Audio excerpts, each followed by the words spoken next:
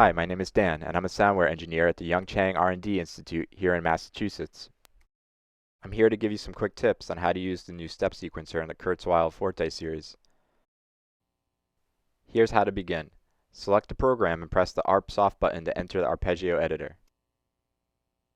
Move to ARP mode and toggle the mode from classic to step sequence. Press the ARP2 soft button to enter the step sequencer editor.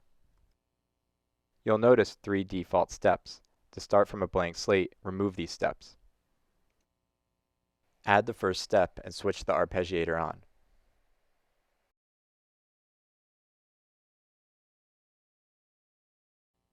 The note value represents how many semitones will be played from the note that you are triggering on the keyboard.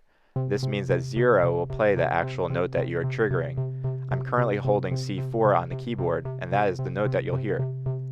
If you change the note value to 4, you'll hear 4 semitones above the triggered note, or a major third. If you change the note value to 7, you'll hear a perfect fifth. If you change the note value to 12, you'll hear an octave above the triggered note. You can also use negative numbers, so negative 12 would be an octave below the triggered note.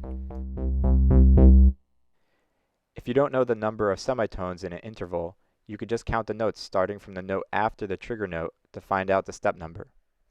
Let's take this count back to our step sequencer. Let's add a second step and enter 7 in the note value. Now the arpeggiator will alternate between the trigger note and a perfect fifth, or C to G when you trigger a note C. This interval is relative to the note that you trigger on your keyboard.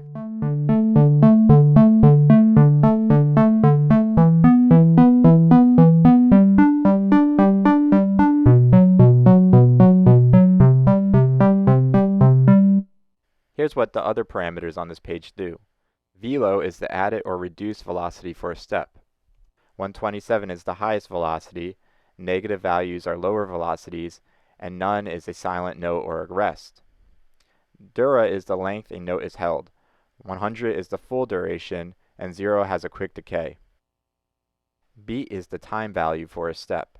For example, you can make a step a quarter note, eighth note, 16th note, and other subdivisions. Let's add 2 16th notes to our sequence.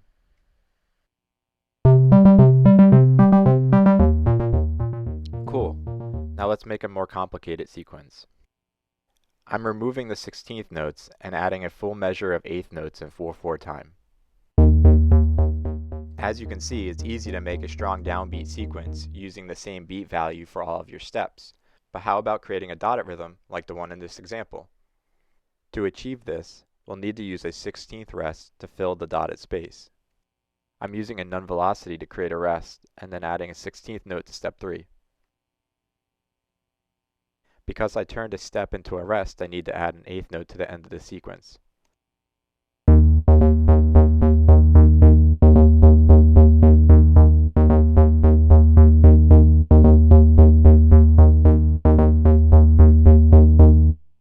Now let's create the tied rhythm in the second half of this measure.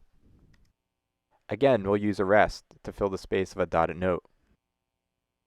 Since a tied 16th note to an 8th note is equivalent to a dotted 8th note, we could treat it the same and add a rest to step 9. Now let's complete the measure by adding an 8th note to step 10. Let's check out this alternating dotted and tied rhythm.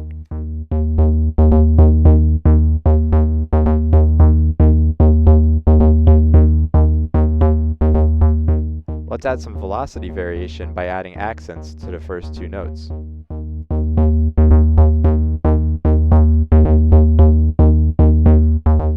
Let's add some note variation by adding a minor third to step 5.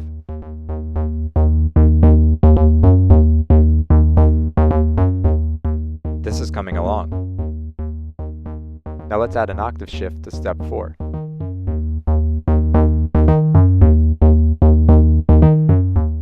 I'm going to add some delay, which I think is like adding butter to bread when using the arpeggiator.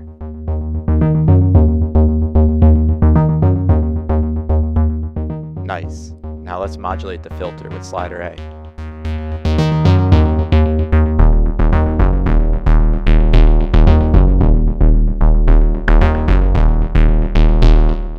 Thanks for joining us, and if you found this tip helpful, subscribe to this channel for more tutorials.